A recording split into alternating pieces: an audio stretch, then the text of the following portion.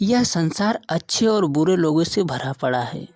ऐसे में हमें अपनी बातों को बहुत सोच समझ कर किसी से कहना चाहिए, क्योंकि संसार में सभी लोग हमारी अच्छाइयों के बारे में ही नहीं सोच सकते। संसार में ऐसे लोग भी हैं जो हमारी बातों को सुनकर हमारे अंदर ही कमियां निकालना शुरू कर देते हैं।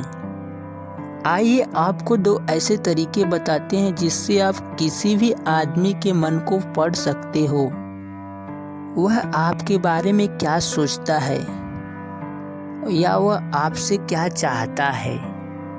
इस कहानी के माध्यम से बहुत आसान भाषा में सब कुछ समझा दिया गया है। एक गांव में एक दयालु किसान रहता था। उसका एक बेटा भी था। किसान आंख से अंधा होने के कारण वह घर पर ही रहता था। उसका बेटा सुबह जल्दी उठकर खेत पर काम करता। उसके बाद नहा धोकर वह शहर को पैसे कमाने के लिए निकल जाता था। रात को काम पर से देर से आता था। थका होने के कारण उसे नींद बहुत जल्दी आ जाती थी और सो जाता था। एक दिन सुबह खेत पर वह काम करने गया तो देखा खेत में फसल को तो बहुत जंगली जानवर बहुत ज्यादा नुकसान पहुंचा चुके थे। वह सर पर हाथ रखकर खेत में बैठ गया और सोचने लगा, अगर मैं रात भर खेत की रखवाली करता हूँ तो मुझे सोने को नहीं मिलेगा। अगर सोया नहीं तो सुबह काम पर कैसे जाऊँगा, जिससे घर की आर्थिक स्थिति और ज़्यादा बिगड़ सकती है। वह घर गया और यह सब बातें अपने पिताजी को बताई। तो उसके पिताजी बोले, देखो बेटा, तुम काम पर ध्यान दो। ऐसे भी मैं पूरा दिन घर पर ही पड़ा रहता हूँ। मैं ही खेत में जाकर सोया करूँगा। किसान का बेटा बोला, किंतु पिताजी आप तो अंधे हो। किसान बोला, बेटा तुम उसकी चिंता छोड़ दो, मैं वो सब संभाल लूँगा। और अगले दिन से किसान सुबह जाता खेत पे और रात को भी खेत में ही सोता। किसान को रातों रात नींद कहाँ आती। वह रात भर जागकर यही सोचता रहता, कहीं मेरे सो जाने पे जंगली जानवर आके खेतों को नुकसान ना कर दे।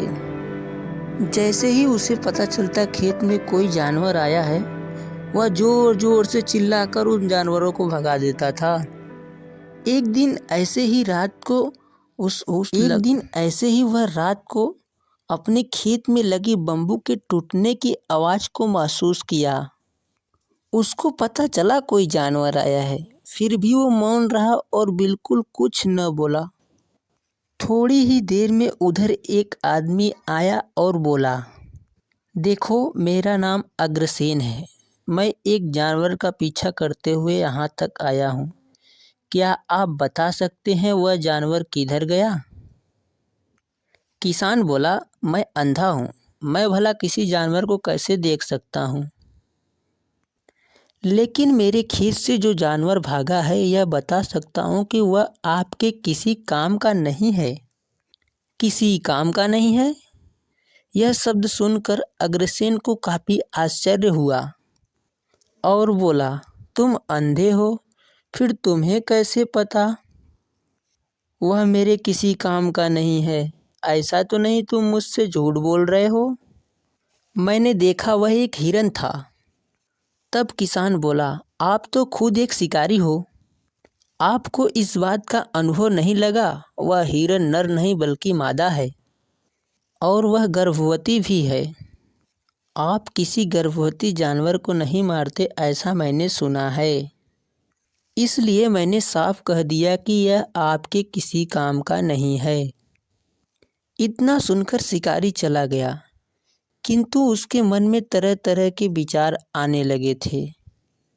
वह पूरी रात सोया नहीं, सिर्फ उसी के बारे में सोचता रहा और सुबह उठते ही अपने बेटे को सारी बात बताई। बेटा तुम जाओ उस हिरन के बारे में पता करो, मुझे अंधे की बातों को अभी कोई भी भरोसा नहीं है। उसका बेटा गया ढूंढने हिरन को और जल्द ही वापस लौटा। पिताजी वह हिरनी ही है और पेट से भी है। उस अंधे ने सही कहा था। अब शिकारी सोचने लगा, भला एक अंधा आदमी इतना सब कुछ कैसे समझ सकता है? वह अपने मन और माइंड को इतना तेज कैसे लगा सकता है? वह फिर से उसी किसान के पास गया और बोला, देखिए, आप अंधे हो या नहीं यह मुझे नहीं पता, किंतु मेरे प्रश्नों का जवाब आप सही सही दे सकते हैं, क्योंकि मैं इन प्रश्नों को सोचने के सिवा और अन्य कोई कार्य नहीं कर पा रहा हूँ। किसान विनम्रता से बोला कि आप जो भी पूछोगे मैं सब सही सही ही बताऊंगा। देखिए, आप अपने आप को अंधा भी बता रहे हैं, साथ में यह भी बता रहे हैं कि वह हिरनी है और वह गर्भवती भी है। किसान ने विस्तार से समझाया, देखिए, जब वह हिरनी भागते हुए आई उसके पैरों के आवाज़ से ही मैं समझ गया कि वह हिरनी है। और मेरे खेत की बम्बू की हाइट भी ज़्यादा नहीं है, फिर भी वह छलांग लगाने के बजाय बम्बू को तोड़कर अंदर घुसी, इसलिए मुझे समझने में देर नहीं लगा कि वह पेट से है। किसान का जवाब सुनकर शिकारी काफ़ी संतुष्ट हुआ।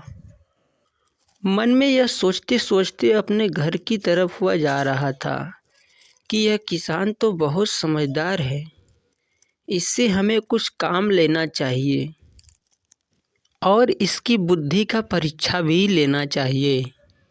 कुछ ही दूर पे गया था कि वापस फिर किसान के घर पे वह आ गया। कल मेरे बेटे की शादी है, आप सुबह ही मेरे घर पे आ जाइएगा। किसान बोला, देखिए, मैं बहुत बिजी रहता हूँ, मैं नहीं आ पाऊँगा। किंतु शिकारी ने आग्रह किया, आपको आना ही पड़ेगा। तब किसान बोला, ठीक है, मैं कोशिश करूँगा आने का। पूरी रात जागने के बाद किसान सुबह घर पे गया और सो गया। फिर शाम को 4 बजे उठा।